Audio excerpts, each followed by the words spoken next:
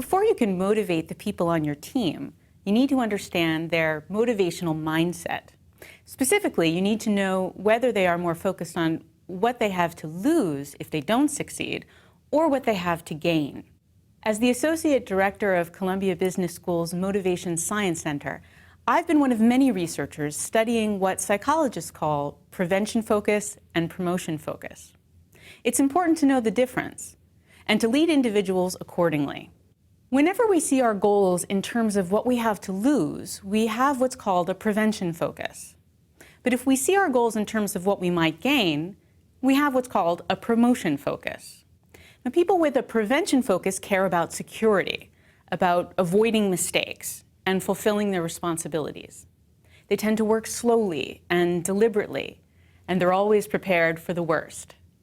But they can also be stressed out by tight deadlines, feel anxious when things go wrong, and are not the most comfortable with trying new things. Now, people with a promotion focus work quickly, and they're great brainstormers. They're willing to take risks.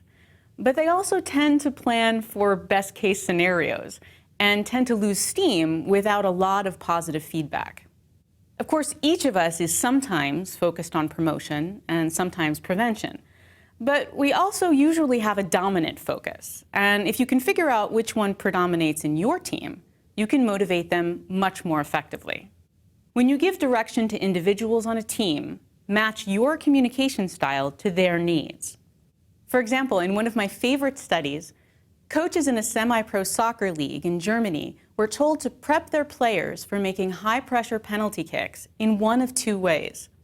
To half of the players, they were told to say, "You are going to shoot 5 penalties. Your obligation is to not miss more than twice." To the other half, they were told to say, "You're going to shoot 5 penalties. Your aspiration is to score at least 3 times." Now, you might expect that with such highly skilled, trained, and motivated players, this subtle change in wording wouldn't make a big difference. But it did.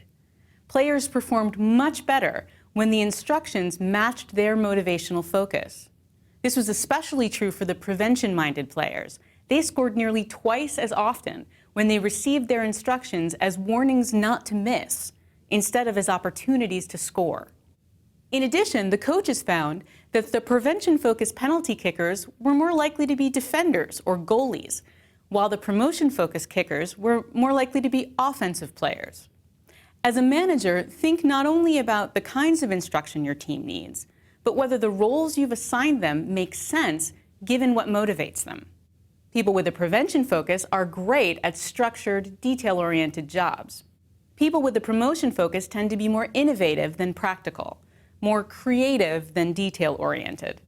When people's natural motivational instincts match their job, and when you use communication styles that fit their needs, a lot of the mystery around motivation falls away. To build a motivated team, start by understanding their motivational mindset.